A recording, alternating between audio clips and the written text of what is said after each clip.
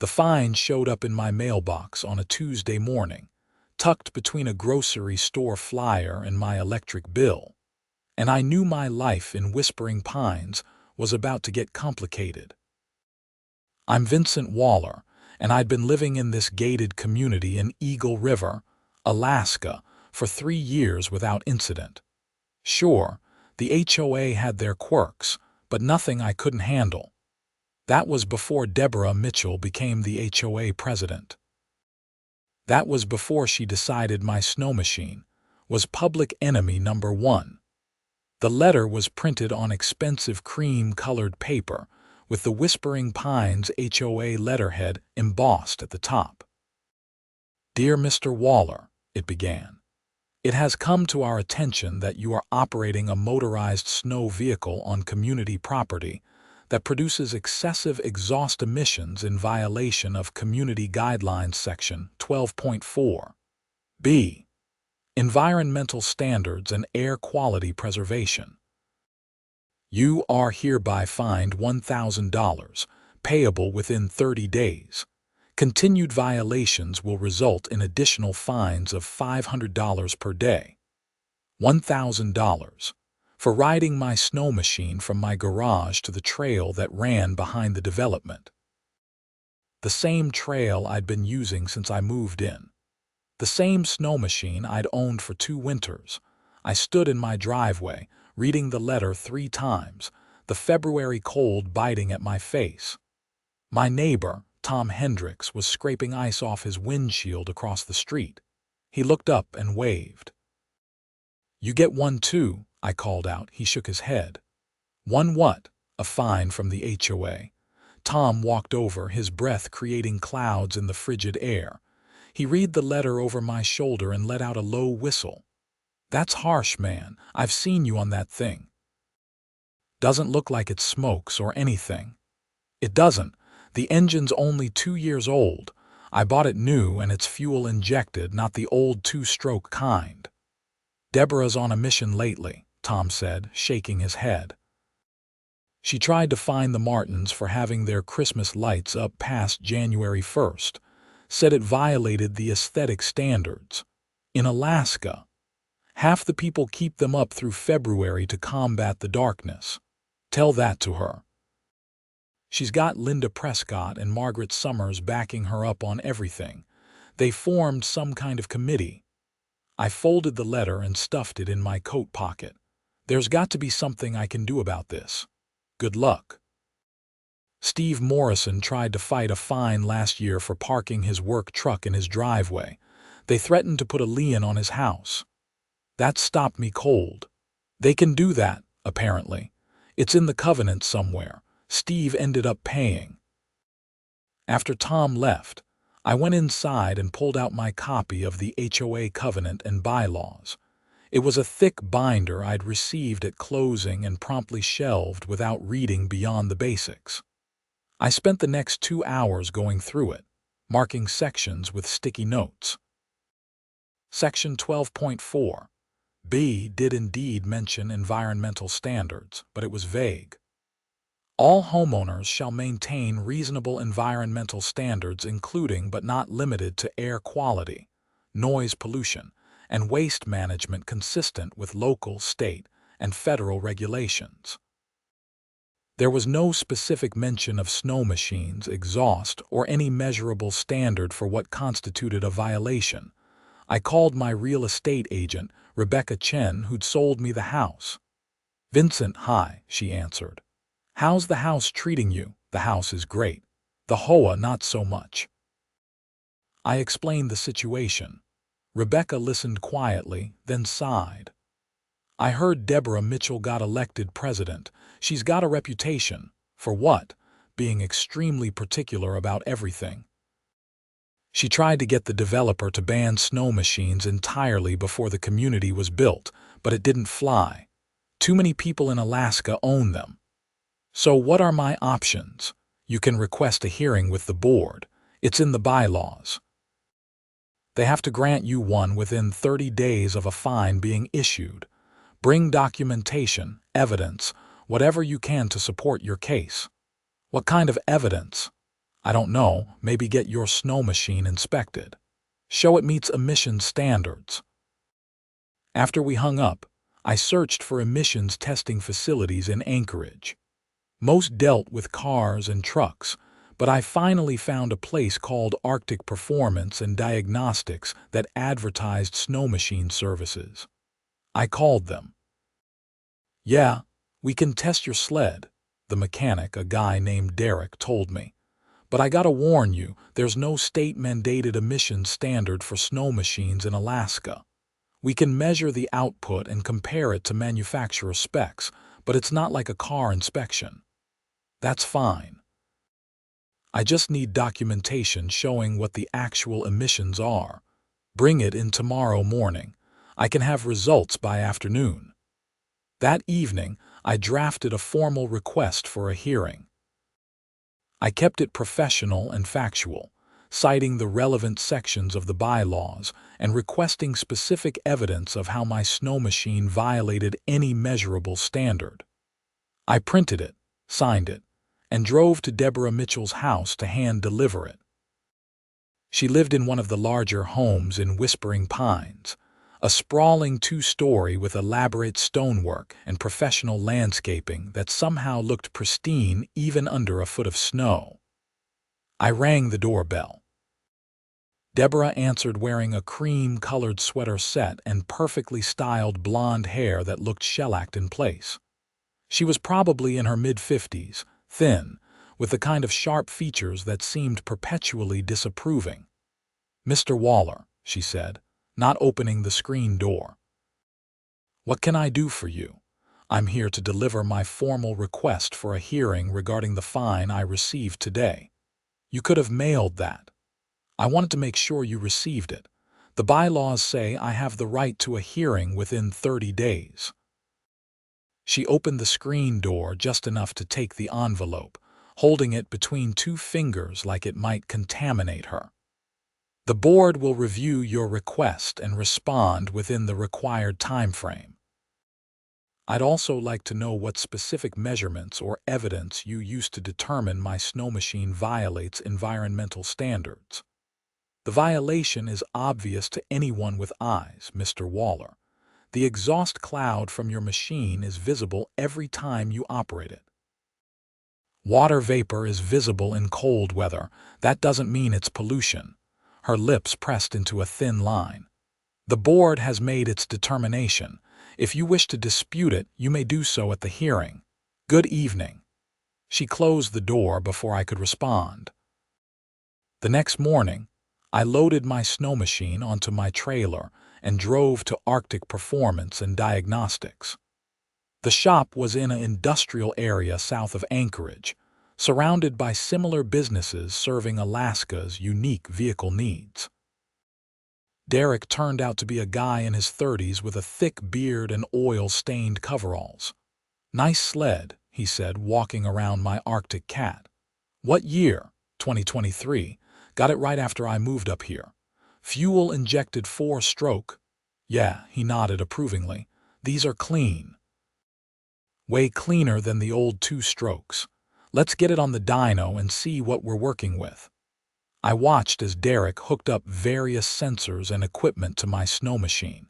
He ran it through different RPM ranges, measuring emissions at each level. The whole process took about an hour. Finally, he printed out a detailed report and handed it to me. "Your sled is super clean. Carbon monoxide is barely measurable. Hydrocarbons are well below even the strictest automotive standards. It's actually cleaner than most modern cars." "Really?" "Oh yeah. 4-stroke engines are a huge improvement over the old technology. See these numbers?" He pointed at the printout. "These are excellent. Can you put that in a formal letter, something I can present to my HOA?" "Sure thing. Give me a few minutes." While Derek worked on the letter, I thought about Rebecca's suggestion to bring evidence. An idea started forming. "Derek, out of curiosity, what would the emissions be on something like a lawn mower?" he laughed. "A standard gas lawn mower, way worse than your sled. Those things are dirty." Small engines aren't regulated like cars or even modern snow machines. They put out crazy amounts of pollution for their size. Could you test one? I mean, yeah, if you bring one in. Why? Because I'm willing to bet the HOA board members use gas lawn mowers in the summer, and I'd love to compare the emissions. Derek grinned. That would be interesting. Most people have no idea how dirty those things are. 1 hour of running a standard gas mower produces as much pollution as driving a car for over 100 miles. Seriously. Dead serious. The EPA has data on it and everything. An idea crystallized. Can you put together a comparison document? My snow machine versus a typical gas lawn mower. Using general data for the mower, for now. But I might bring you one to test specifically. Derek nodded, already warming to the project. Yeah, I can do that. This is kind of hilarious, actually. You're going to show the HOA that your snow machine is cleaner than their lawn equipment. If the data supports it. Oh, it will. I left Arctic Performance with a folder full of documentation. The emissions test results for my snow machine, Derek's professional letter, certifying it as exceptionally clean burning, and a preliminary comparison chart showing typical emissions from gas lawn mowers versus modern 4-stroke snow machines. The comparison was stark. My snow machine produced a fraction of the hydrocarbons and carbon monoxide of a standard lawn mower. On the drive back to Eagle River, I called Tom Hendricks. Hey Vincent, what's up? Random question. Does Deborah Mitchell have a landscaping service or does she mow her own lawn? She has a service. Chem Lawn or True Green, one of those. Why? What about the other board members? Linda Prescott does her own yard. I've seen her out there with a mower. Margaret Summers has a service too, I think. What are you planning? Just gathering information. Thanks, Tom. That evening, I researched the HOA board members. Besides Deborah Mitchell as president, there was Linda Prescott as vice president, Margaret Summers as treasurer, and 2 other members, Carol Hughes and David Brennan. I needed to know which ones used gas lawn mowers. Over the next few days, I made discreet inquiries with neighbors. Tom was right about Linda Prescott. She mowed her own lawn every Saturday in summer with an older Craftsman push mower. Margaret Summers used a lawn service, but they used standard gas equipment. Carol Hughes had her teenage son mow with a Honda push mower. Only David Brennan used an electric mower, and even then, it was just for his small front yard while a service did the back. A week after I submitted my hearing request, I received a formal response. The hearing was scheduled for February 28th at 7 p.m. in the community clubhouse. I had 2 weeks to prepare. I spent those weeks building my case. I made copies of all my documentation. I researched EPA regulations on small engines and emission standards. I pulled up scientific studies on air quality and pollution.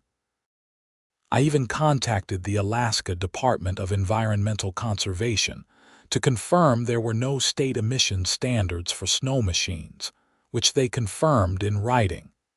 The night before the hearing, my girlfriend Olivia Reynolds came over. We'd been dating for about 6 months, and she was one of the few people who understood how frustrating this whole situation was. "Are you ready for tomorrow?" she asked, looking over the stacks of papers spread across my dining room table. "I think so. I've got documentation showing my snow machine is clean. I've got proof there's no legal standard being violated.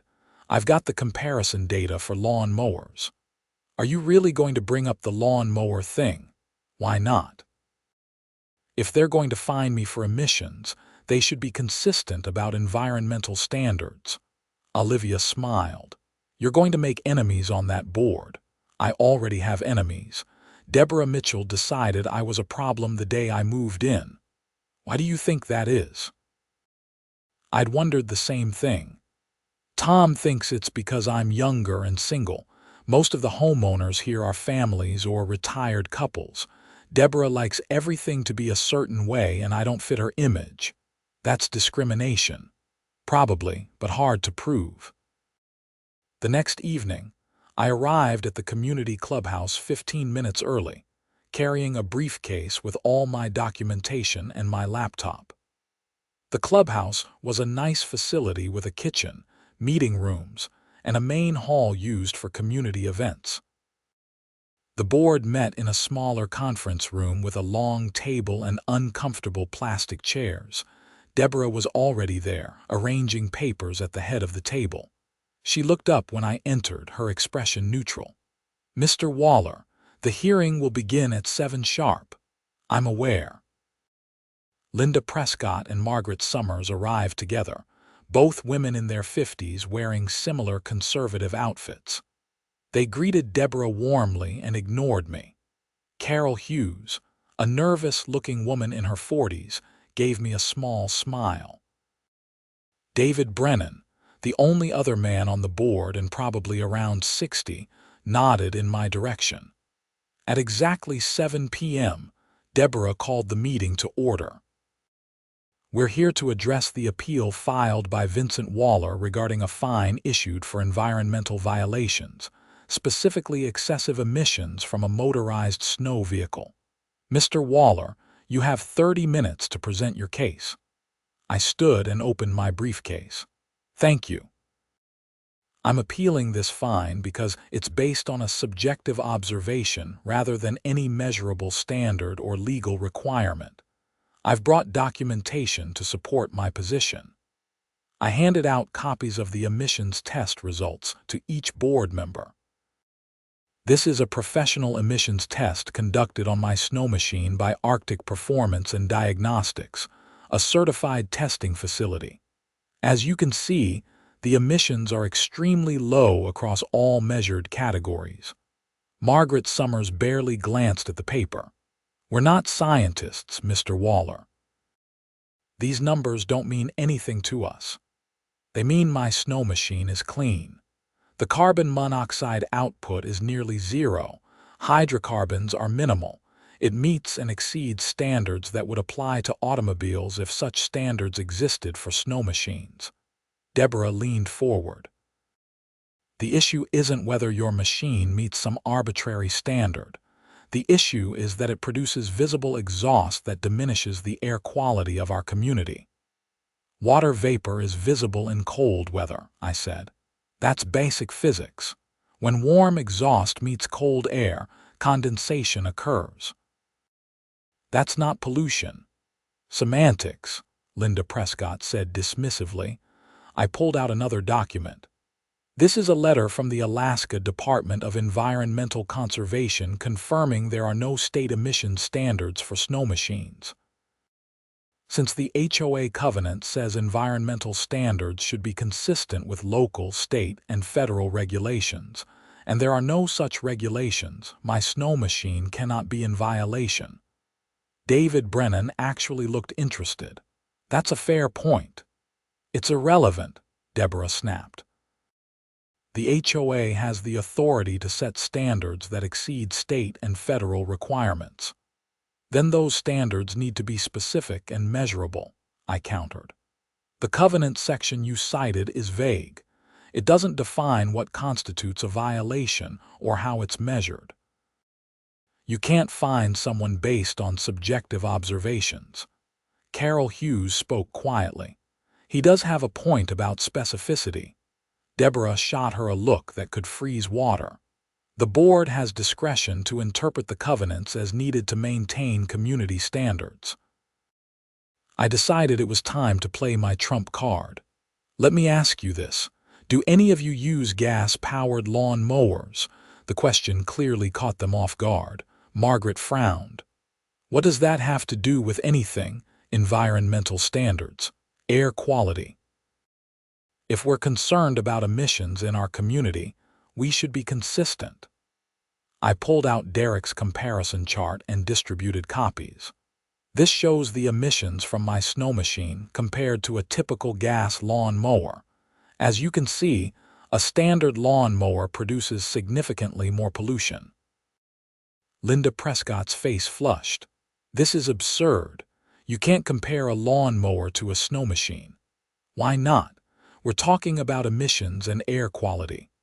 A gas lawn mower running for 1 hour produces as much pollution as driving a car for over 100 miles. That's EPA data, not my opinion. This is a distraction, Deborah said coldly. We're not discussing lawn mowers. We're discussing environmental standards in our community. If you're going to fine me for emissions, then every gas-powered device should be subject to the same scrutiny. That includes lawn mowers, snow blowers, generators, leaf blowers, and anything else that produces exhaust. David Brennan was studying the comparison chart carefully. These numbers are pretty striking. They're irrelevant, Margaret insisted. Are they? I pressed. Because I've done some research. Linda, you use a Craftsman push mower on your lawn every Saturday in summer.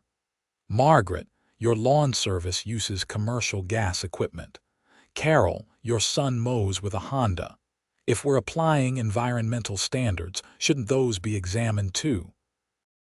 Linda's face went from flushed to red. How dare you investigate us? I asked neighbors what kind of lawn equipment people use.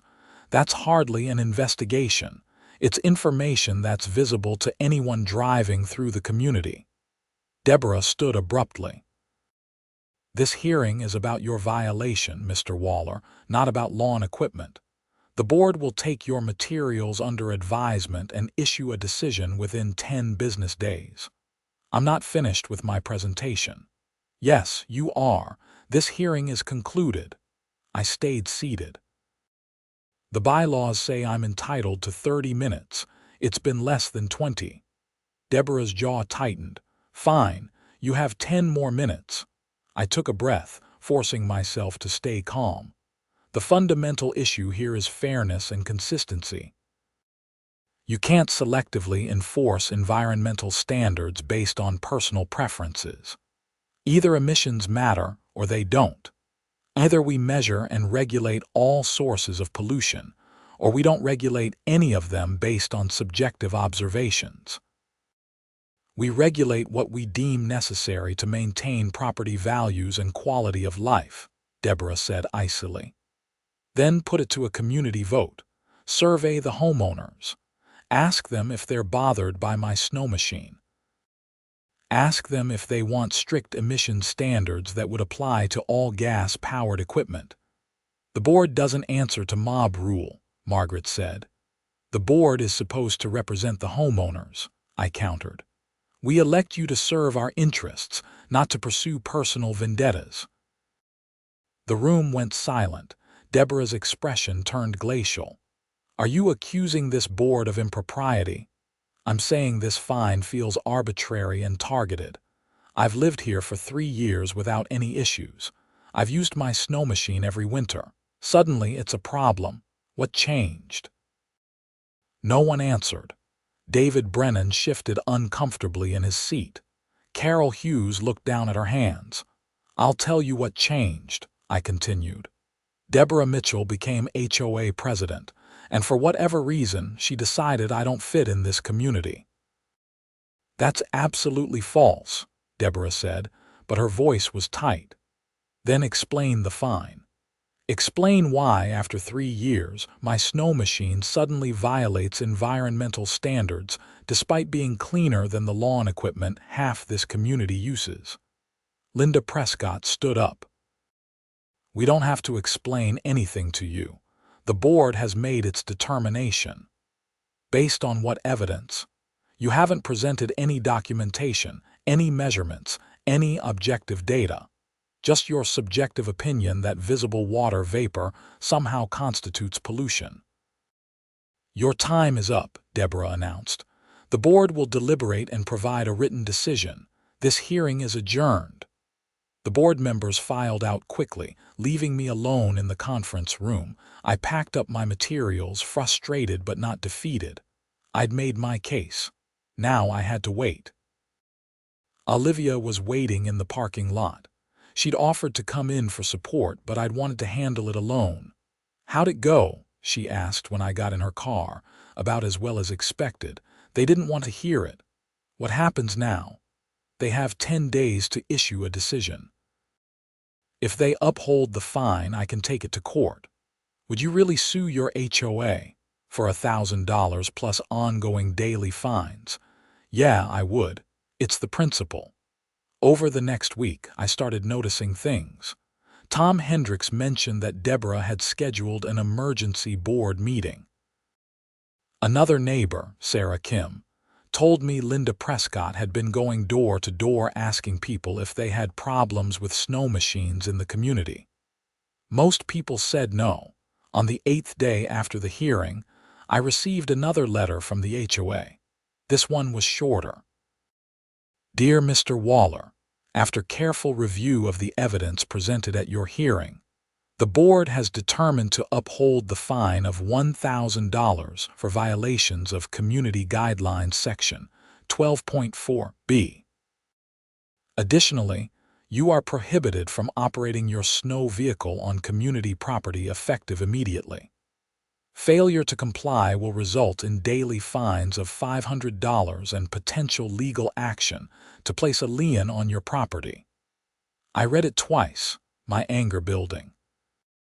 They hadn't just upheld the fine, they'd banned my snow machine entirely. The trail access I'd been using was technically community property, even though it connected to state land. Without being able to cross that trail, my snow machine was essentially useless unless I trailered it somewhere else every time I wanted to ride. I called Rebecca Chen again. "They're digging in," I told her after explaining the decision. "Vincent, I hate to say this, but it might be cheaper to just pay the fine and sell the snow machine. It's not about the money. They're overstepping their authority." "I know, but fighting an HOA is expensive and time-consuming. Even if you win, you'll have to keep living there with a board that hates you." "So I should just let them bully me," Rebecca sighed. "I'm not saying that. I'm saying you need to consider whether this fight is worth it." After we hung up, I sat in my living room thinking. Rebecca had a point. I could pay the fine, sell my snow machine, and move on with my life. It would be easier, simpler. But the injustice of it ate at me. Deborah Mitchell was abusing her power, and if I let her get away with it, who would she target next? I called a lawyer. His name was Robert Vance, and he specialized in property law and HOA disputes. His office was in Anchorage, and he agreed to see me the next day. Robert was in his 50s, with gray hair and a weathered face that suggested he'd spent time outdoors despite his profession. His office was cluttered with case files and law books. "HOA disputes are tricky," he said after I explained the situation. "The covenants give them broad authority, and courts are generally reluctant to interfere with internal HOA decisions. Even when those decisions are arbitrary and inconsistent, even then sometimes. But you've got a decent case here. The lack of specific standards, the inconsistent application of environmental policies, and the timing all suggest this might be discriminatory or retaliatory. Can we win?" "Possibly. The first step would be to file an injunction to prevent them from collecting the fine or placing a lien while the case is heard. Then we'd argue that the fine violates the covenant's requirement to follow state and federal regulations, since no such regulations exist for snow machines." "What about the lawn mower comparison?" Robert smiled slightly. "That's interesting but might not be directly relevant to your case. However, we could use it to establish a pattern of selective enforcement which would support a discrimination claim." "How much will this cost?" "Retainer of $5,000 to start. If it goes to trial, potentially more. But many HOA disputes settle once the association realizes the homeowner is serious about fighting." I thought about it. $5,000 plus the $1,000 fine meant I'd be out $6,000 either way. But if I won, I might recover legal fees.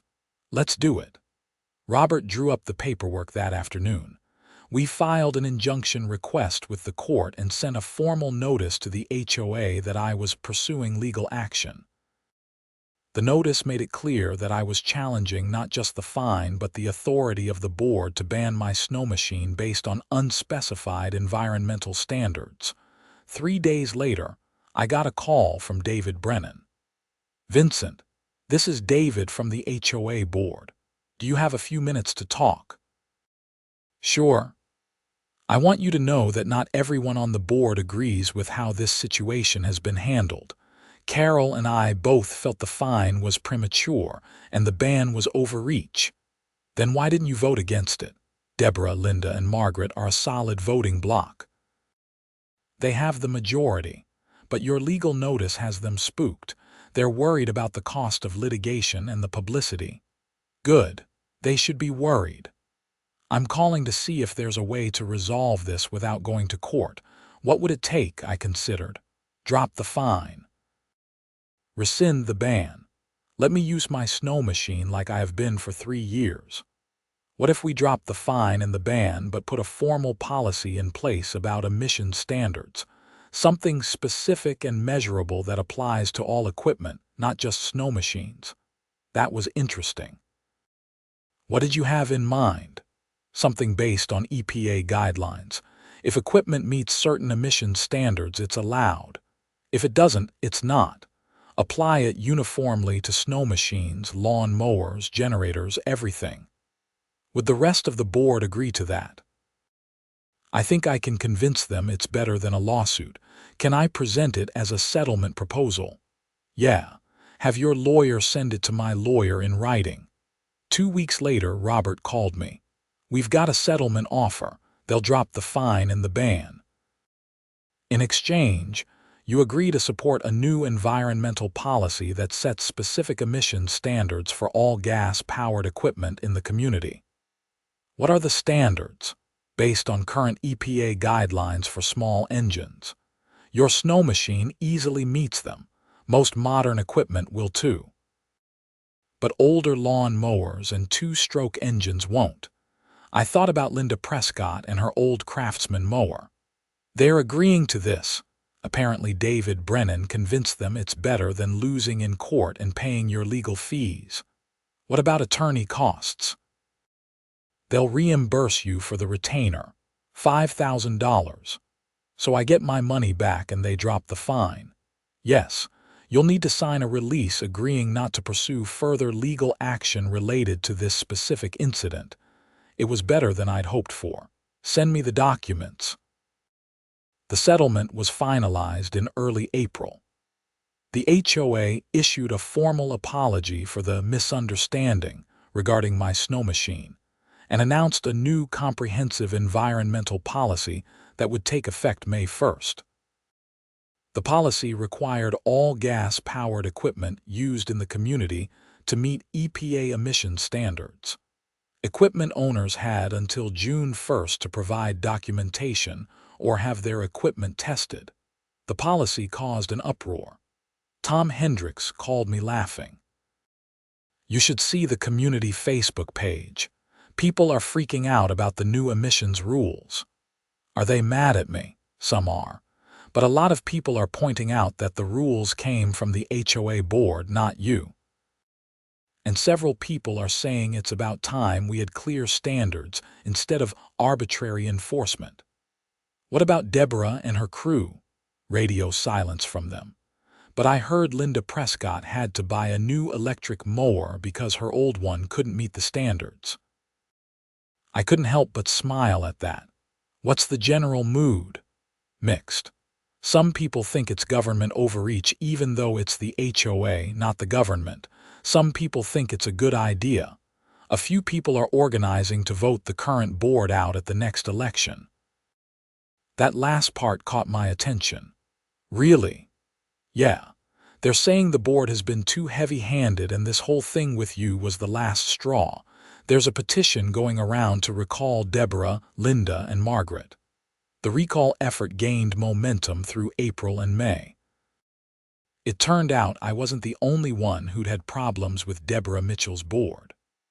Other homeowners came forward with stories of arbitrary fines, selective enforcement of rules, and what they felt was a hostile attitude toward anyone who didn't fit the board's preferred demographic. Steve Morrison, the guy who'd been fined for parking his work truck in his driveway, became one of the leaders of the recall movement. He collected signatures and organized meetings. By late May, they had enough support to force a special election.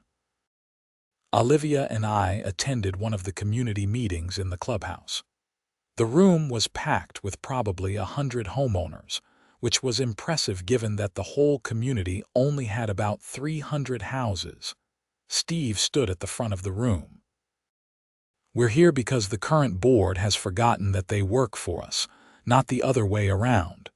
They've used their positions to push personal agendas and target people they don't like." Several people nodded.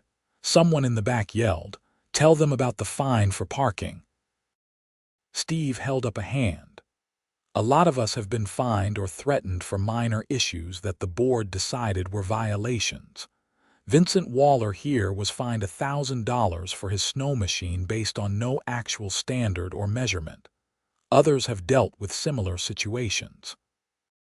An older woman I didn't know stood up. "They fined me $200 because my house numbers weren't the right font. The font, it's ridiculous." More stories came out.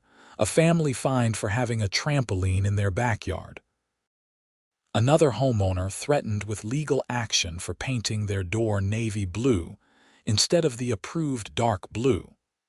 A couple who'd been cited for having their garage door open during the day while they worked on a project. The pattern was clear. Deborah's board had been running the HOA like a fiefdom, enforcing petty rules while ignoring actual community concerns. Deborah herself showed up halfway through the meeting with Linda and Margaret. She stood at the back of the room, arms crossed, face set in stern disapproval. When there was a break in the testimonials, she spoke up. "This is mob mentality at its worst. The board has been doing its job to maintain property values and community standards. If that means enforcing rules that some people find inconvenient, so be it. It means bullying people and overstepping your authority," Steve shot back. "We have never overstepped anything. Everything we've done is within our rights under the covenant." I stood up. "Then why did you settle my lawsuit? Why did you drop the fine and agree to specific emission standards instead of your vague environmental policy?" Deborah's eyes locked onto me with pure venom. "That was a strategic decision to avoid wasting community resources on litigation. Or because you knew you were wrong and would lose in court. You don't know what you're talking about. I know that you find me based on nothing but your personal opinion. I know that you ignored data and evidence. I know that you only back down when faced with legal consequences." The room erupted in arguments, some people supporting Deborah, most supporting me. The meeting devolved into chaos until David Brennan surprisingly stood up and called for order. "Everyone, please," he said loudly. "This isn't productive. Here's what I propose. Let's have the recall vote. If the community wants new leadership, we'll respect that.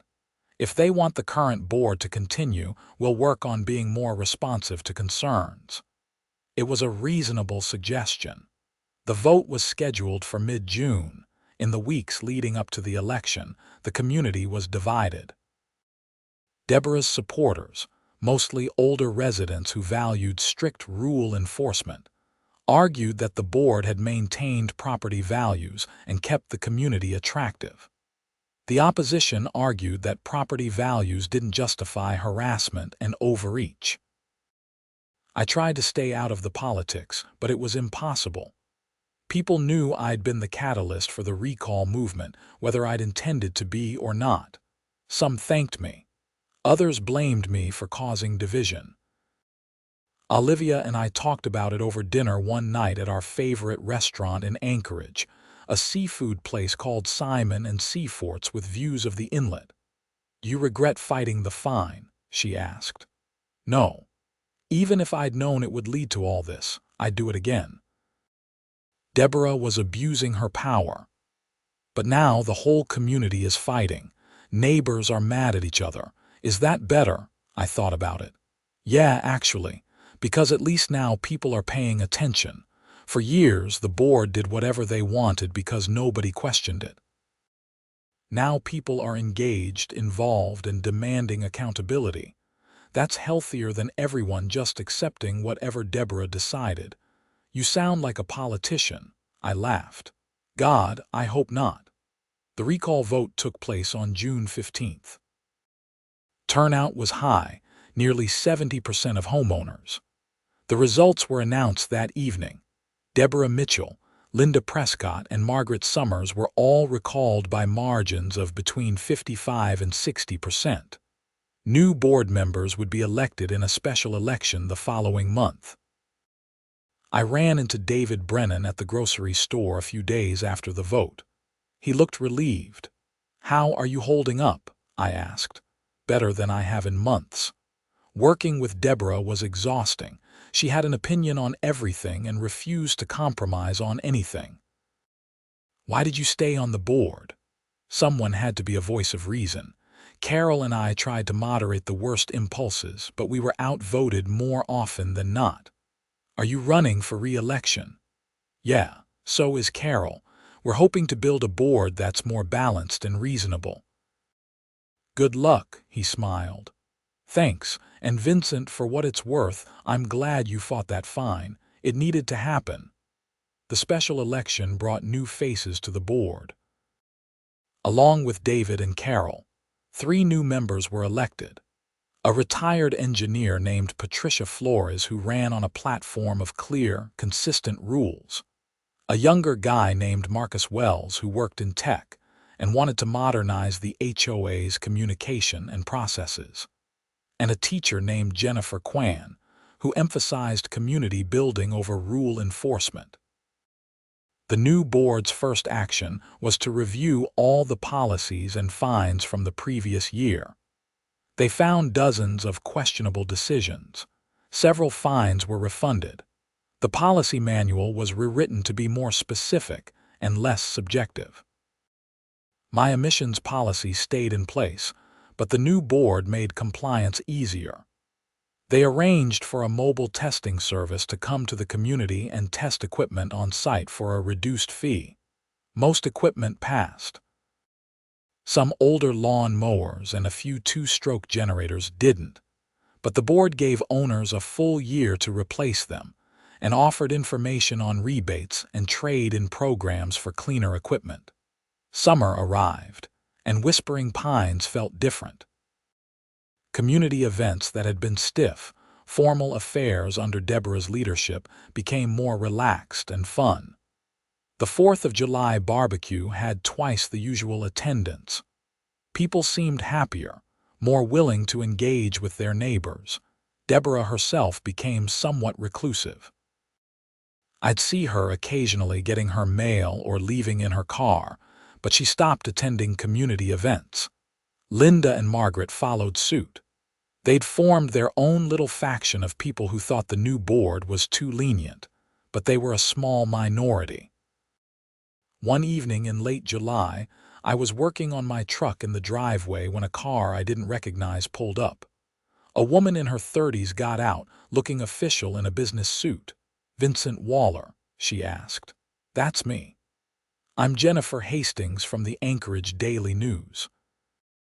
I'm writing a story about HOA conflicts in Alaska and heard about your situation. Do you have time for an interview?" I wiped my hands on a rag, considering. What kind of story? A feature on how HOAs can overreach and what homeowners can do about it. "Your case was interesting because you fought back and won, and it led to broader reforms." "Did you talk to Deborah Mitchell?" I tried. She declined to comment. "I'll talk to you, but I want to be clear that this wasn't personal. It was about fairness and accountability." That's exactly the angle I'm taking. We sat on my porch, and I told her the whole story. She took notes and asked good questions. She seemed genuinely interested in the broader issues of HOA governance and homeowner rights. The article ran in mid-August. It was fair and balanced, including quotes from David Brennan and Steve Morrison, as well as data on HOA disputes in Alaska. The headline read, "Eagle River Homeowners Fight Against HOA Fine Sparks Community Reforms." The article brought more attention than I expected. A few news stations in Anchorage picked it up. I did one TV interview, mostly reiterating what I'd told the newspaper. The story resonated with people who'd had their own HOA frustrations. I also got a call from a state legislator, a representative named Michael Torres, who sat on a committee dealing with property law. "Mr. Waller, I read about your situation with interest," he said. "I've been hearing from constituents for years about HOA problems, but there's been little appetite in the legislature to get involved. Your case highlights why we might need some reforms." "What kind of reforms?" "Requiring HOAs to have clear, written standards before issuing fines. Mandatory mediation before legal action. Protections against retaliatory fines, that sort of thing." "That all sounds good. Would you be willing to testify if we hold hearings on HOA reform?" I hadn't expected that. "I guess so, yeah. Great, I'll be in touch." In September, the legislature held preliminary hearings on HOA governance. I testified, along with several other homeowners from around Alaska who'd had problems with their associations. The hearings didn't lead to immediate legislation, but Representative Torres said he was drafting a bill for the next session. Meanwhile, life in Whispering Pines settled into a new normal. The new board was efficient and fair. They communicated clearly about policies and enforcement. When issues came up, they were handled proportionately. A broken fence got a friendly reminder to fix it, not a fine. Trash cans left out too long got a courtesy notice, not a threat. My snow machine sat in the garage through the summer, waiting for winter. When the snow finally came in October, I took it out for the first ride of the season. I loaded it up, drove to the trail access, and rode out onto the network of trails behind the community. It was a clear, cold day, the kind Alaska does so well. The snow was fresh, the sky was blue, and the mountains in the distance were stunning. I opened up the throttle and felt the machine respond, smooth and powerful. The exhaust, such as it was, dissipated immediately into the cold air. I thought about everything that had happened because of this machine. The fine, the hearing, the lawsuit, the recall, the reforms, the publicity. All because Deborah Mitchell had decided that visible water vapor was pollution. In a weird way, I was grateful. Not for the hassle or the expense, but for the reminder that standing up for what's right matters. That fighting small injustices can prevent bigger ones. That communities function better when people pay attention and demand accountability. When I got back to my house, Tom Hendricks was outside with his son building a snowman. He waved me over. "Good ride?" he asked. "Great ride. Trail conditions are perfect. I'm thinking about getting a sled for next winter. Any recommendations?" "Arctic Cat makes good machines." "Clean, reliable, efficient." Tom grinned. "And emissions tested, right?" "That too." We both laughed. The whole emissions testing thing had become a running joke in the community. The new board had even made T-shirts for the summer picnic that said, "Whispering Pines," where even the lawn mowers are certified clean. As winter progressed, I found myself more involved in community activities than I'd been before. I joined the social committee, helping plan events. I attended board meetings occasionally, just to stay informed. I got to know neighbors I'd only waved to before.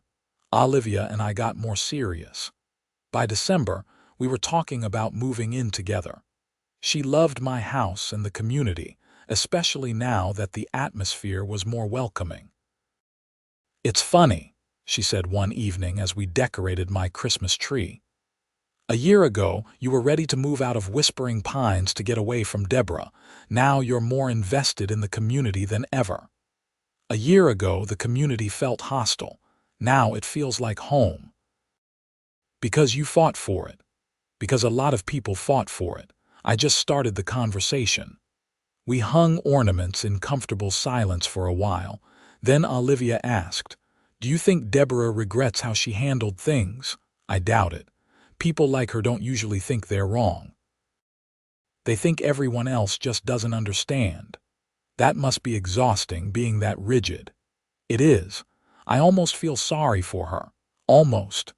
Christmas in Whispering Pines was festive. The new board had relaxed the restrictions on decorations, so houses were lit up with colorful displays. The community sponsored a light tour and a visit from Santa for the kids. It was the kind of neighborhood celebration that should have been happening all along. In January, Representative Torres called again. "We're moving forward with the HOA reform bill. It'll be introduced in February. I'd like you to come to Juneau for the committee hearing if you can." "When?" "Tentatively, the second week of February. I can make that work." The trip to Juneau was my first time in Alaska's capital. The legislative building was impressive, and the committee hearing room was formal and intimidating.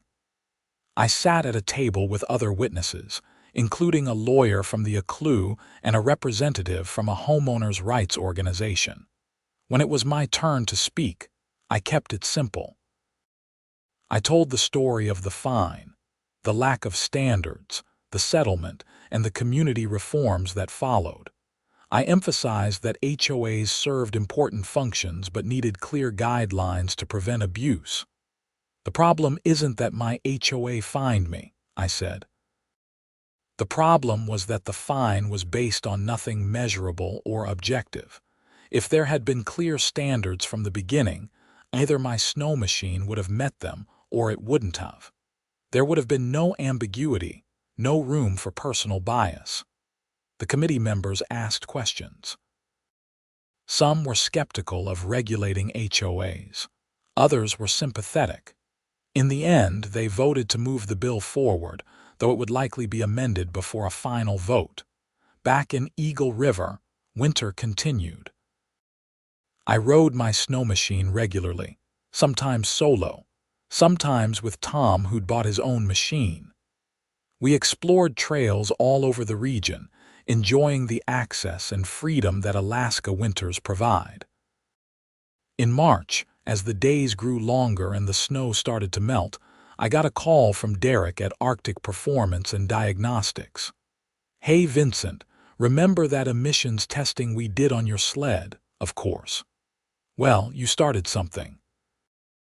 "I've been getting calls from all over Alaska asking about equipment testing. HOA, municipalities, even some environmental groups. Business has tripled." "That's great." "Yeah, and I wanted to say thanks.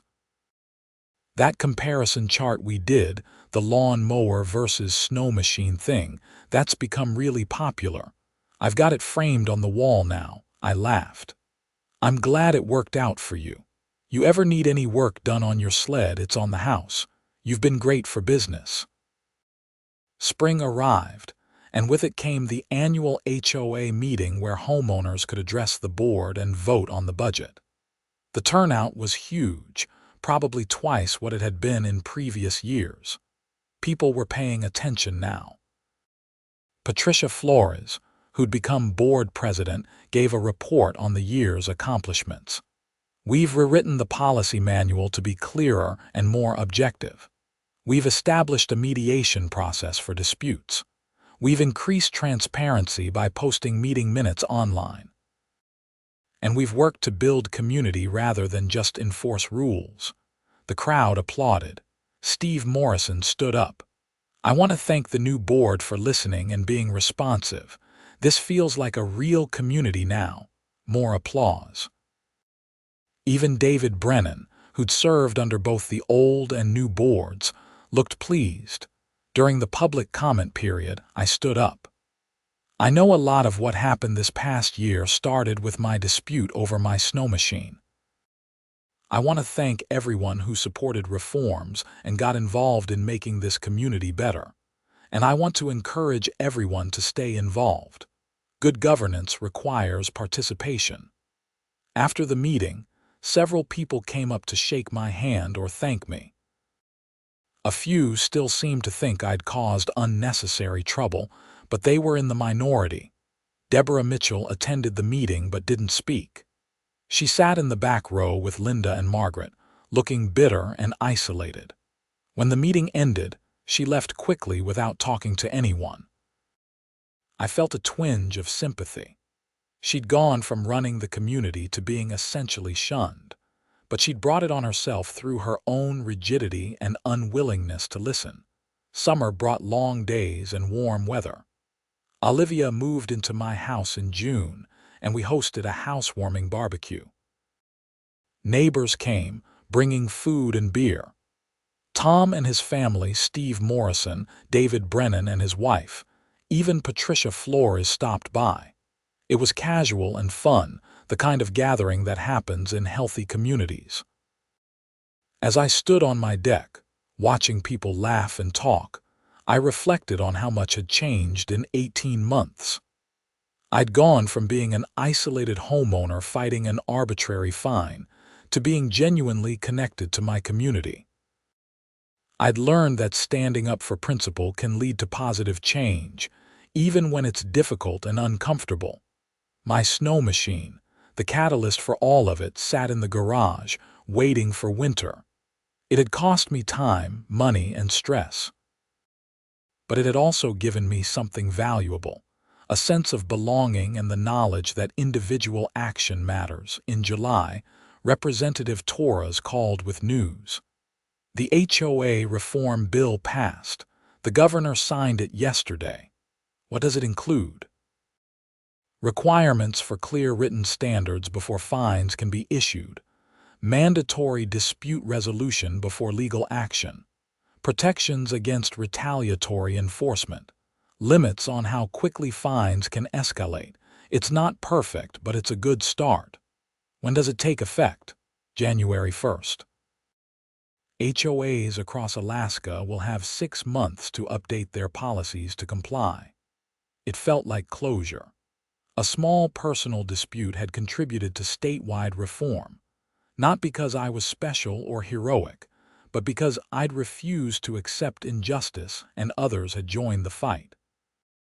As summer turned to fall, life settled into comfortable routines. Olivia and I talked about marriage, maybe buying a bigger house in a few years. My work was going well. The community continued to thrive under the new board's leadership. October brought the first snow, and I prepared my snow machine for another season. I changed the oil, checked the belts, topped off the antifreeze. Everything was in good shape, just like Derek's tests had shown all those months ago. When I fired it up for the first ride of the season, the engine purred smoothly. The exhaust, minimal and clean, puffed out in small clouds that dissipated almost instantly in the cold air. To Deborah Mitchell, that exhaust had represented a problem, something that needed to be controlled and punished. To me, it represented freedom and the right to live without arbitrary interference. I rode out to the trails, the same ones I'd been using for years, and felt grateful.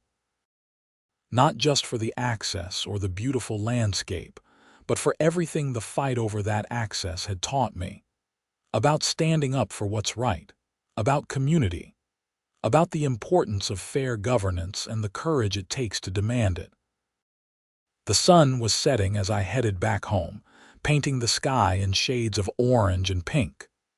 Whispering Pines looked peaceful, smoke rising from chimneys, lights glowing in windows. It looked like a place where people belonged, where they could live their lives without fear of petty tyranny. I pulled into my garage, shut off the snow machine, and went inside where Olivia was making dinner. The smell of garlic and herbs filled the house. Music played softly from the speaker on the counter. "Good ride?" she asked, stirring something on the stove. "Perfect ride," I said, kissing her cheek. "No HOA fines. Not today." We both smiled. It had become our little joke, a reminder of how far we'd come and how much had changed. The fear that had hung over the community under Deborah's leadership was gone. In its place was something better: trust, fairness, and the knowledge that if problems arose, they'd be handled reasonably. Later that evening, I checked my email and found a message from Representative Torres. He'd sent a link to a news article about HOA reform spreading beyond Alaska. Several other states were considering similar legislation, inspired by the changes we'd implemented. I showed it to Olivia. "Look at this. Other states are picking up on the reforms." She read the article and shook her head in wonder. "All because you wouldn't pay a $1,000 fine. All because the fine was wrong. Still, one person made a difference. A lot of people made a difference. I just happened to be the first domino." As winter deepened, I rode my snow machine regularly, sometimes thinking about the journey that had brought me here. The fine that had seemed like such a catastrophe at the time had turned into an opportunity for positive change. Not just for me, but for my community and potentially for people across Alaska and beyond. The emissions test results that had proven my snow machine was cleaner than lawn mowers sat framed on my wall. A reminder that facts matter, that evidence can overcome prejudice, and that standing up to bullies sometimes requires nothing more than insisting on objective truth. Deborah Mitchell never apologized or acknowledged any wrongdoing. As far as I know, she still believed she'd been right and everyone else had been wrong. But her opinion didn't matter anymore. She'd lost her power, and the community had moved on without her.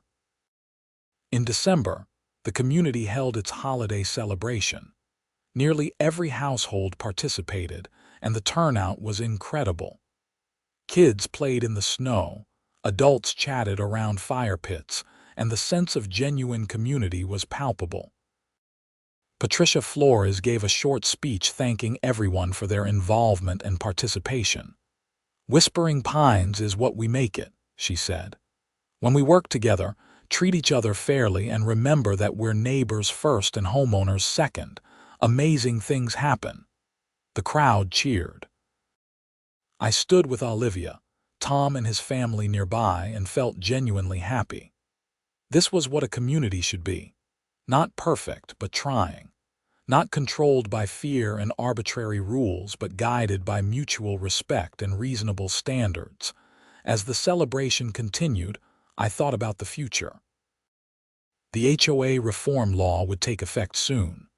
Whispering Pines was already compliant, but communities across Alaska would have to adapt. Some would resist, but most would probably find, as we had, that clear standards and fair enforcement made life better for everyone. My snow machine would keep running, clean and efficient, taking me into the Alaska wilderness I'd grown to love. The fight over its exhaust would become a story I'd tell, maybe with some amusement, about the time an HOA president made the mistake of picking a fight based on opinion rather than fact. But more than that, it would be a reminder that ordinary people can push back against unfairness and win. That communities can change for the better. That standing up for principle, even when it's difficult and uncertain, matters. The snow fell softly as the celebration wound down. Neighbors said their goodbyes, promising to get together again soon. Olivia and I walked back to our house, our breath visible in the cold night air. "Happy?" she asked. "Very," I said, and I was. Not because I'd won a fight or proven a point, but because I'd found something I hadn't been looking for when I moved to Whispering Pines. A real home, a genuine community, and the knowledge that making a stand for what's right can change more than you ever imagined. The lights from our house glowed warmly through the snow. Inside, the fireplace would be crackling, the Christmas tree would be twinkling, and everything would be exactly as it should be. Not because everything was perfect, but because we'd fought to make it better and succeeded. I took Olivia's hand, and we walked up the driveway together, leaving footprints in the fresh snow, ready for whatever came next.